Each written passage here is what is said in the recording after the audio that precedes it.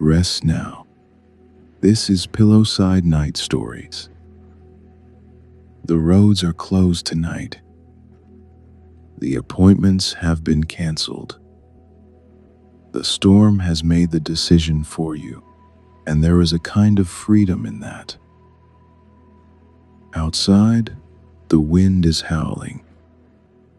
Snow drives sideways through the dark, stinging your cheeks like tiny needles made of ice. Your glove squeaks against a metal door handle. A sign swings and creaks above an old brass bell. Closed, it says.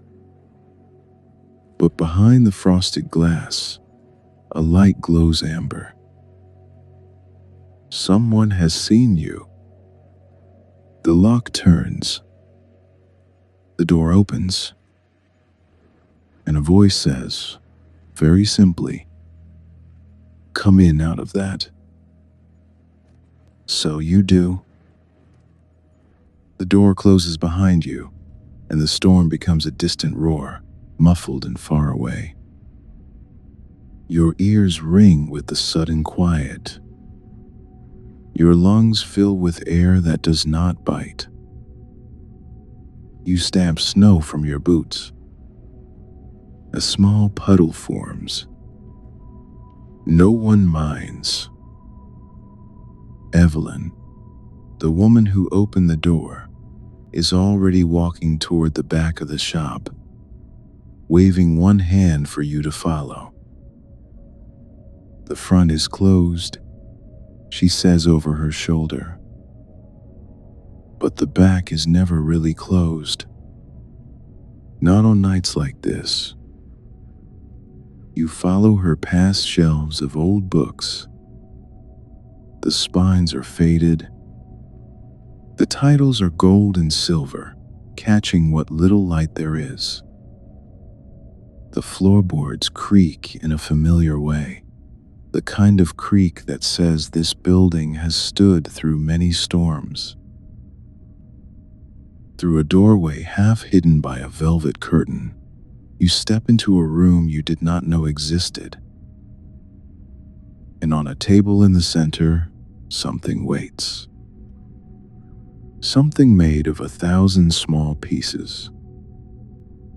As if summer has been kept here, quietly, inside a box. The room is small. Smaller than you expected. There is a sofa, the color of moss, worn soft at the arms. 2 mismatched armchairs, one burgundy, one the blue of a winter twilight.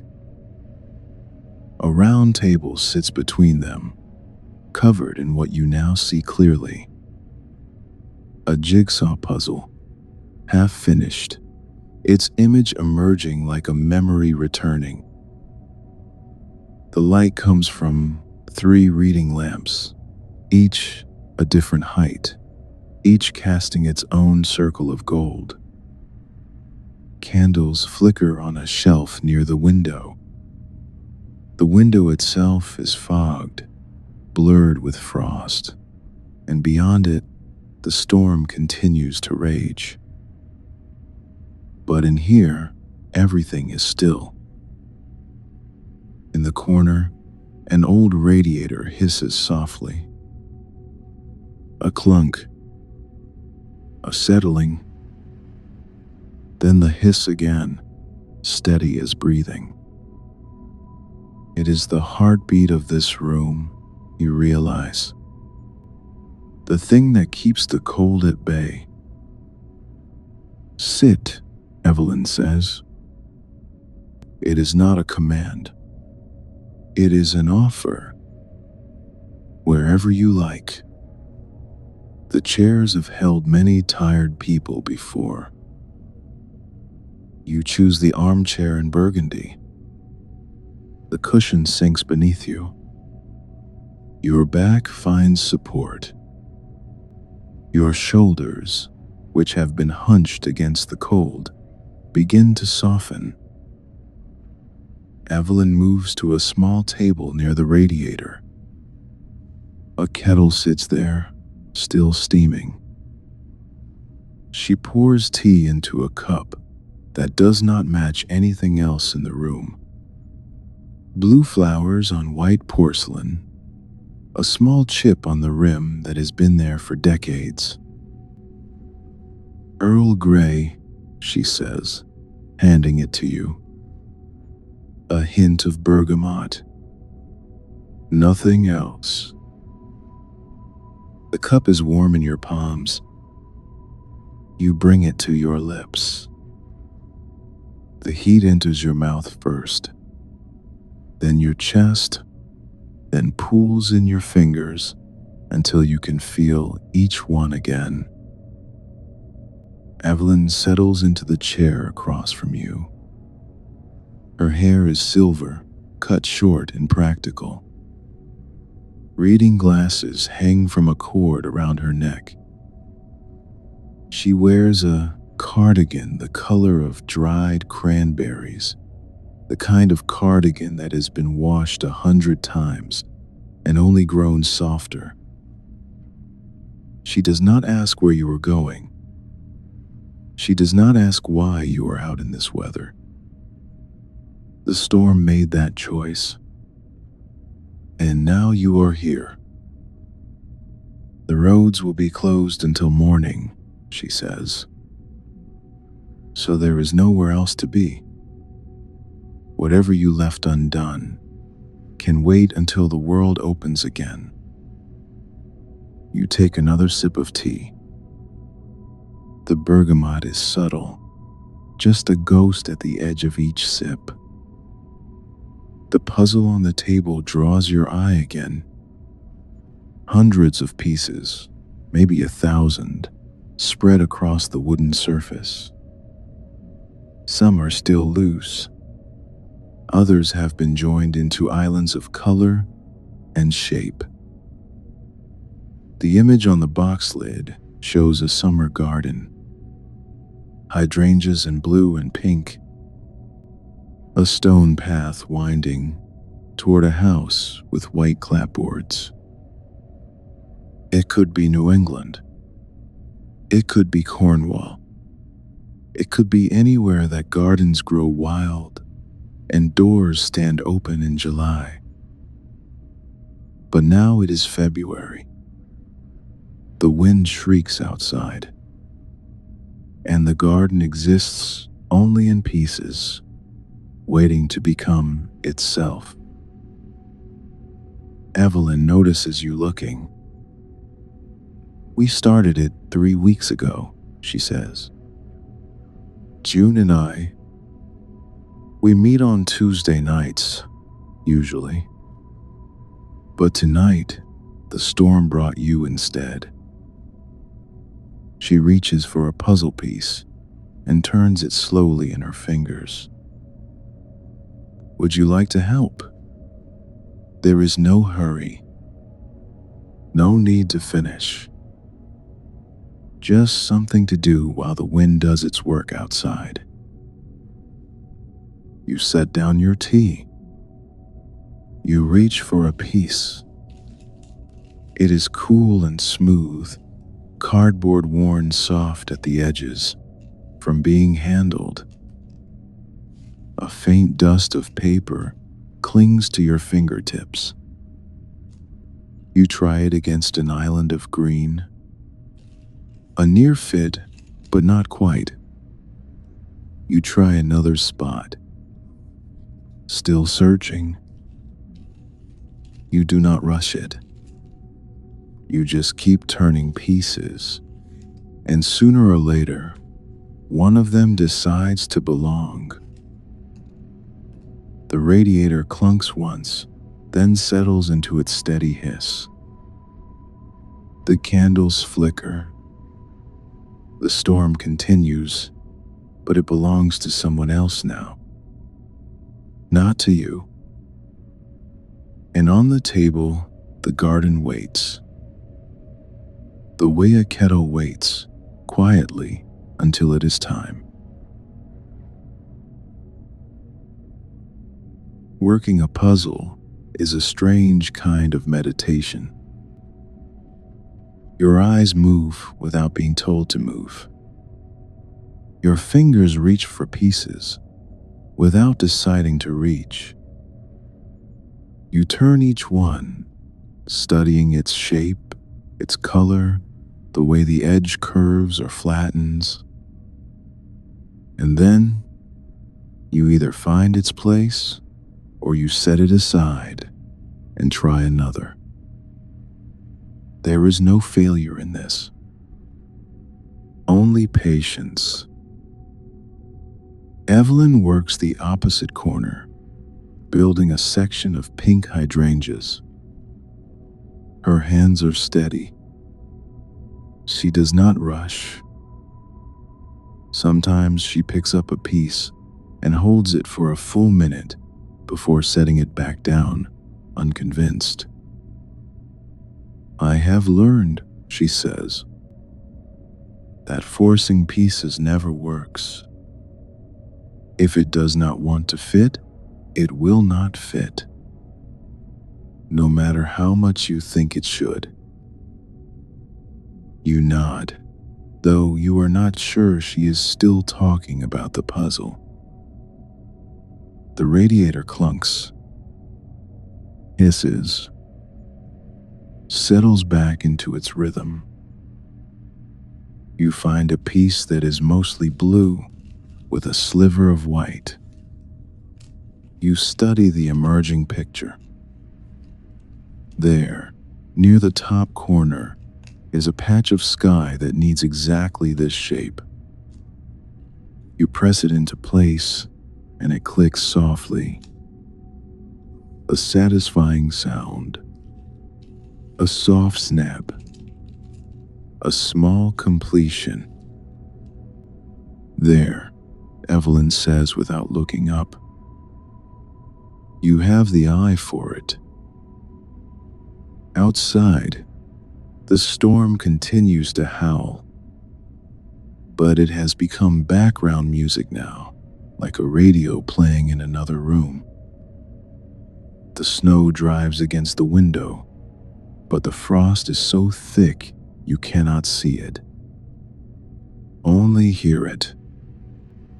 The tap and scratch of ice on glass.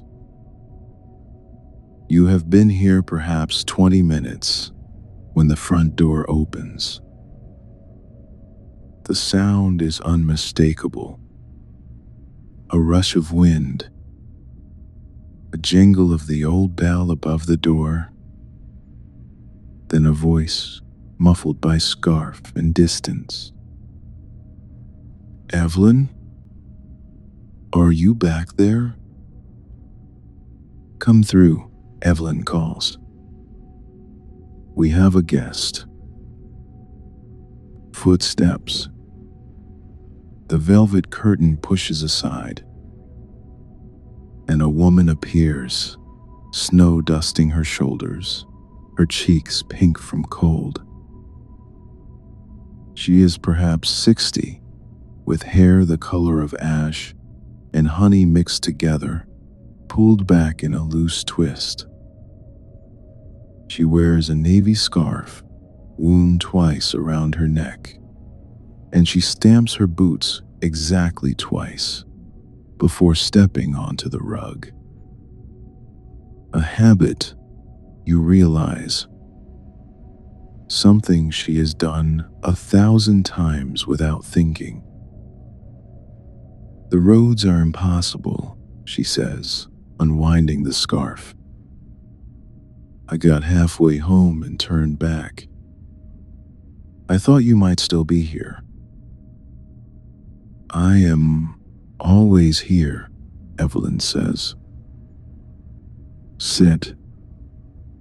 There is tea. This is June."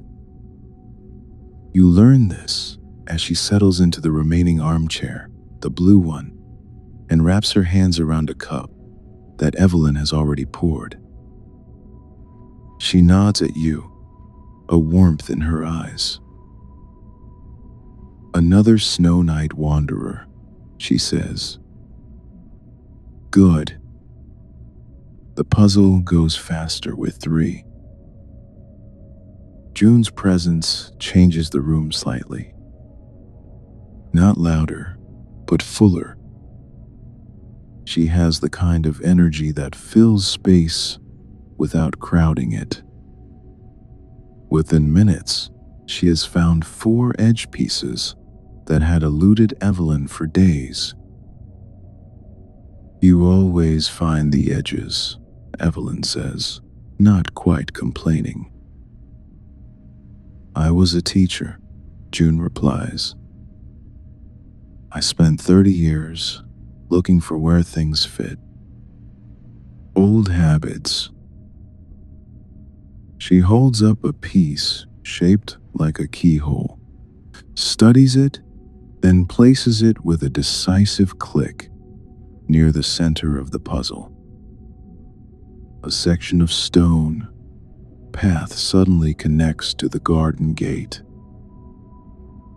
That one has been missing since we started, Evelyn says. It was under the box lid. June shrugs. Sometimes things are right in front of us, waiting to be noticed.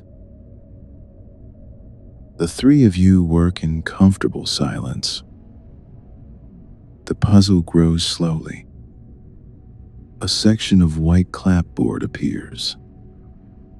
Then a window with blue shutters. Then more hydrangeas, their petals made of a dozen shades of pink. You find yourself breathing more slowly. Your shoulders have dropped completely now. The tea has gone cool in your cup, but you do not mind. Your hands are busy. Your mind is quiet. The radiator hisses its steady song. The storm taps at the window, like something that wants to come in but cannot. And the garden on the table continues to emerge, one piece at a time. The conversation begins, the way conversations do in rooms like this. Slowly, without announcement.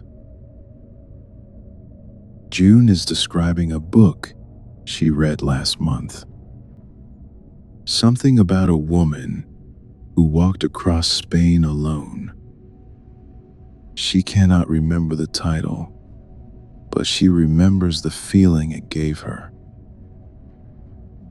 I kept thinking, she says, that I would never be brave enough to do that, but also that I did not need to. Reading about it was enough. The bravery was on the page, and some of it transferred to me. Evelyn nods slowly. She is working on a difficult section of leaves, where 3 shades of green meet and blur. That is what books do, she says. They lend you lives, just for a little while. The radiator clunks once, settles, hisses again. You ask Evelyn how long she has owned the shop. The question comes out before you decide to ask it. That is how it is in this room.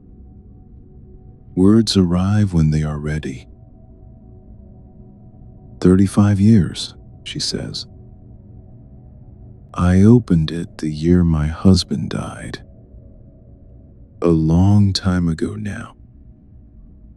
I needed something to do with my hands. Something to build instead of grieve. She does not say this sadly. It is simply a fact, like the age of the building or the color of the walls. I thought it would be temporary. A year, maybe two.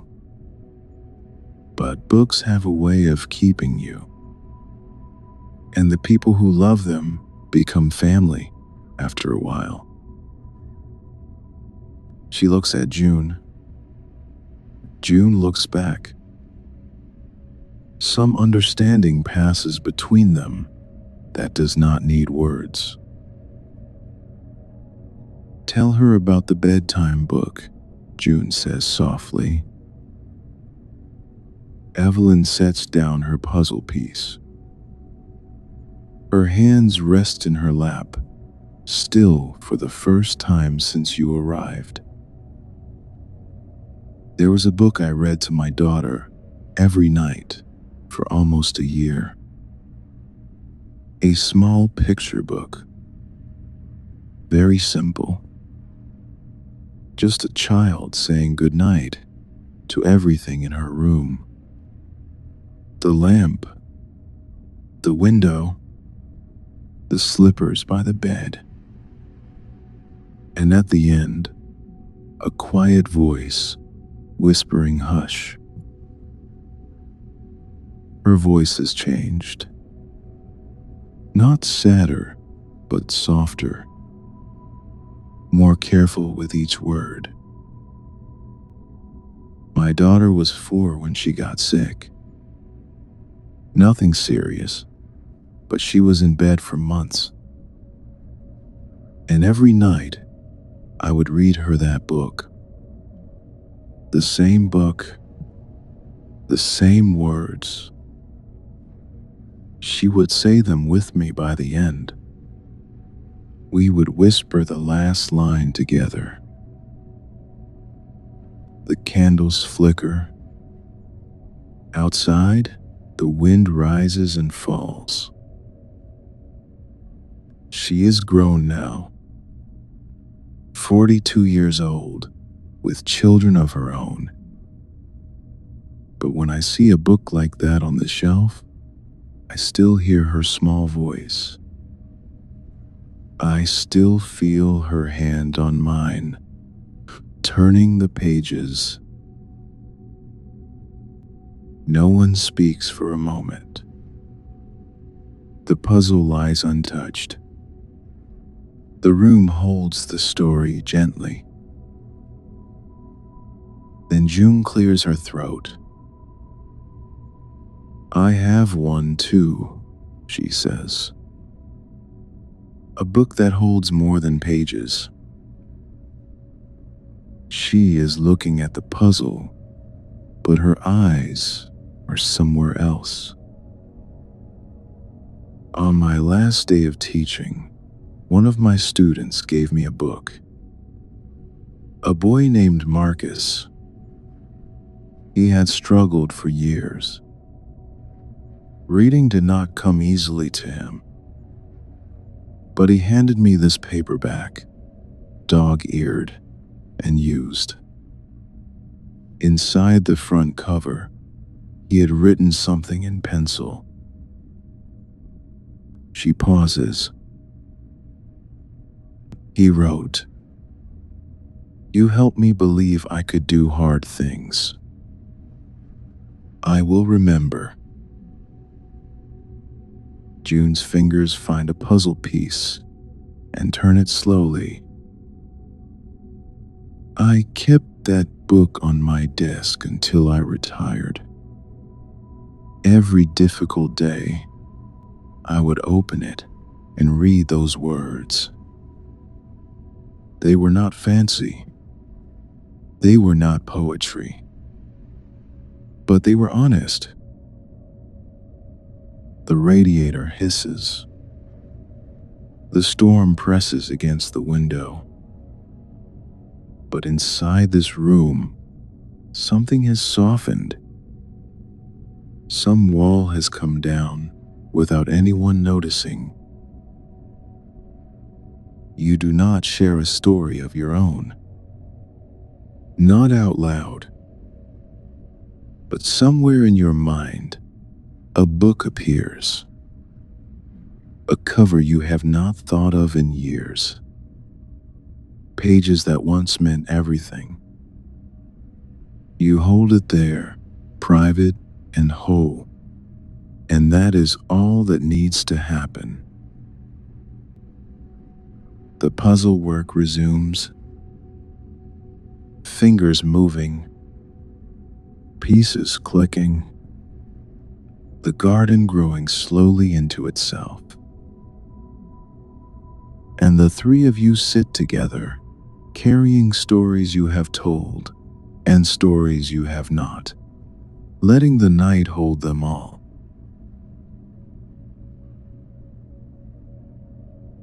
The room finds its deepest quiet without anyone deciding it should.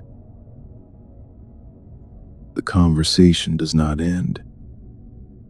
It simply fades, like music at the end of a song. The last notes hang in the air and then dissolve into something softer. Now there is only the puzzle, only the quiet work of hands and eyes. June has stopped searching for pieces. She holds one loosely in her palm, but her eyes are half closed, watching the candle flames dance. Evelyn's movements have slowed. She picks up a piece, considers it, sets it down, picks up another.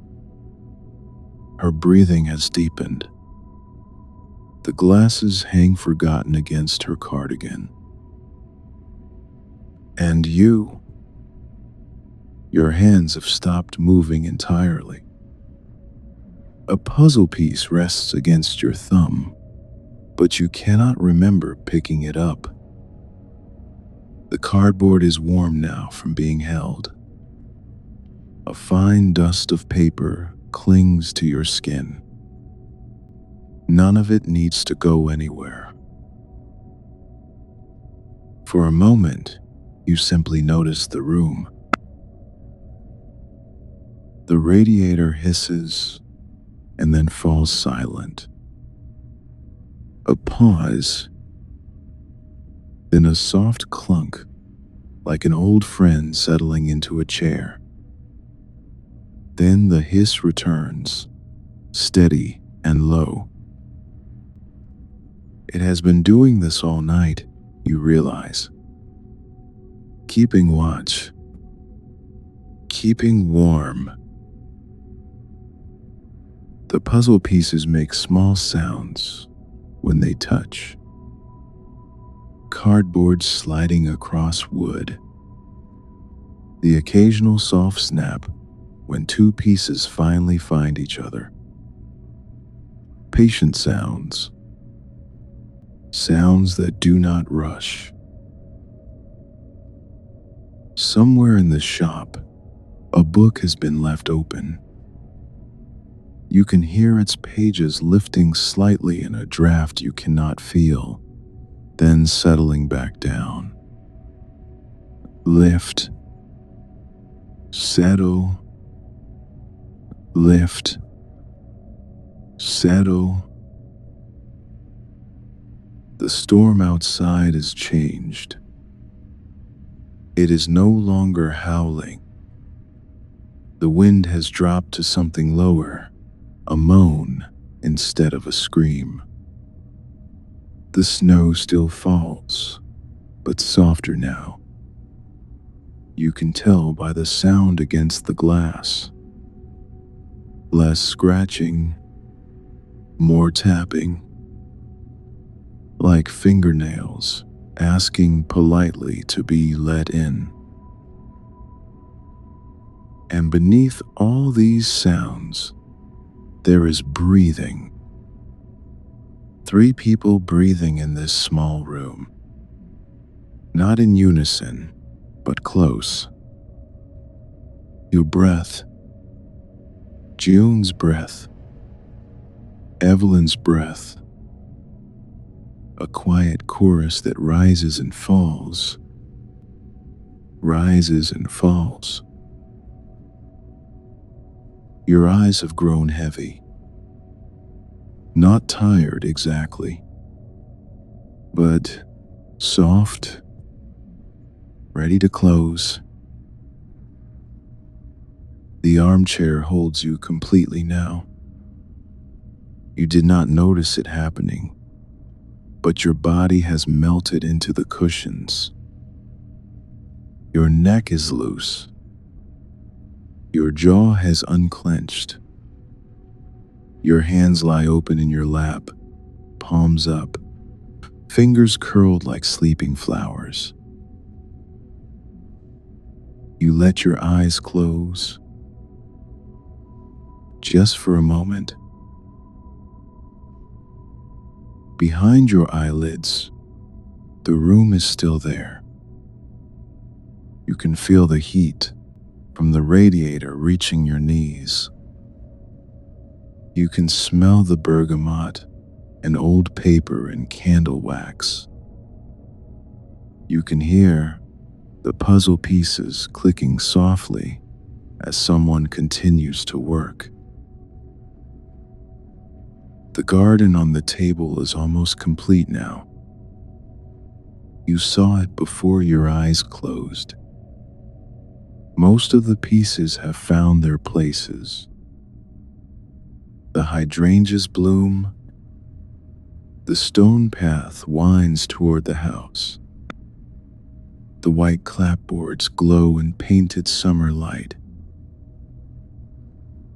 Only a few gaps remain. Small absences where sky should be. Where a window needs its shutters. Where a corner waits for its final piece. It does not need to be finished tonight. The puzzle will be here tomorrow, and the day after, and the day after that. The clock on the shelf ticks quietly. You had not noticed it before, but now it is the steadiest sound in the room. Tick, tick, tick. Not counting anything, just keeping time company. The candles have burned lower. Their light is softer now, more golden. The shadows in the room have deepened, but they are kind shadows. The kind that hold things gently. There is nothing to do now. Your hands rest open. Your eyes stay closed. The room asks nothing of you. The storm is quieting. The radiator is humming. The books on the shelves stand silent, holding their stories inside, patient as always. And you are here, in this room that did not exist until tonight. Strangers, an hour ago. Now you already know the sound of their breathing. The kind of company that does not need explaining. A shared puzzle. A cooling cup of tea. A silence that feels like conversation.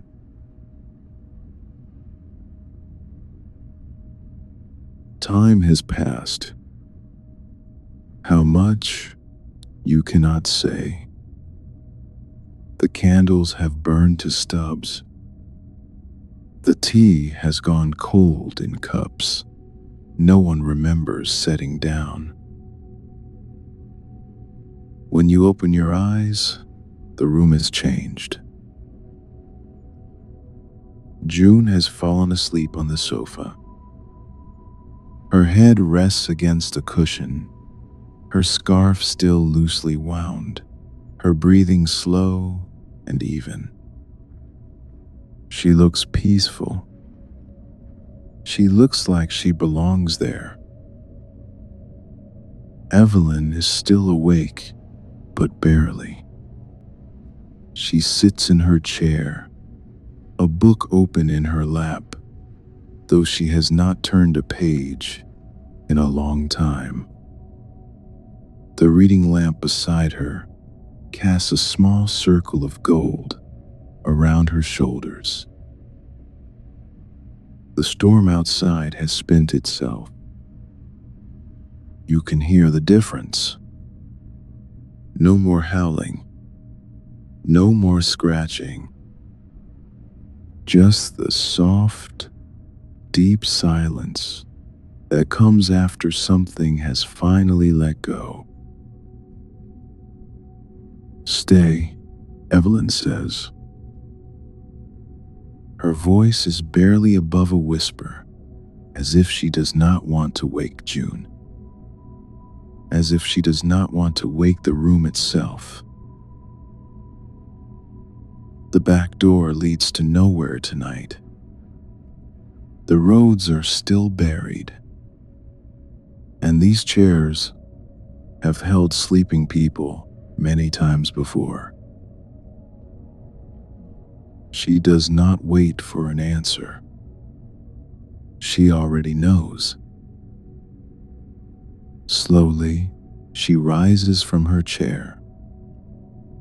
She moves to a small cabinet near the window and takes out a wool blanket, old and soft, the color of oatmeal. She crosses to June first and drapes it gently over her legs. June does not stir. Then Evelyn turns to you. From the shelf beside your chair, she takes a book. Not a new one. An old paperback with a creased spine and pages gone soft from years of handling. She does not give it to you. She simply places it on the arm of your chair, within reach. "In case you wake in the night and need something familiar," she says. "Books are good company in the small hours." She dims the lamp until only the faintest glow remains. The room settles into a gentle darkness, lit only by the last candle and the amber light from the radiator's glow. "I will be in the front room," she says. "Just through the curtain. You will not hear me, but you will know I am here." She pauses at the doorway, one hand on the velvet. "Same time next week. The puzzle will be waiting, and so will we." Then she is gone. The curtain sways once and falls still. You are not alone. June breathes softly on the sofa. The radiator hums its steady song. The books on the shelves stand like quiet guardians, holding their stories, keeping their watch. The puzzle on the table is almost finished. Almost, but not quite. A few pieces remain scattered near the edge, waiting for hands that will come tomorrow, or next Tuesday, or whenever the time is right. The puzzle can wait until morning. You can simply let the chair do the holding. Your eyes close again. This time, they stay closed. The armchair holds you. The blanket of warmth from the radiator covers you without weight. The book rests beside you, unopened but present, like a friend who does not need to speak. Outside, the snow has stopped falling. The world is white and still and silent. Somewhere, the moon is trying to find its way through thinning clouds. But you are not out there. You are in here, in a room full of books and half-finished puzzles and sleeping friends. In a place the storm led you to and the night has decided to keep. June's breathing is slow and steady. In, out, in, out. The radiator hisses once more, then softens to a hum. The candle flickers its last and goes dark. And in the gentle darkness, surrounded by stories and warmth, and the quiet presence of people who ask nothing of you except that you stay. The clock ticks on, steady and soft. June breathes. You breathe. And the room keeps time with you.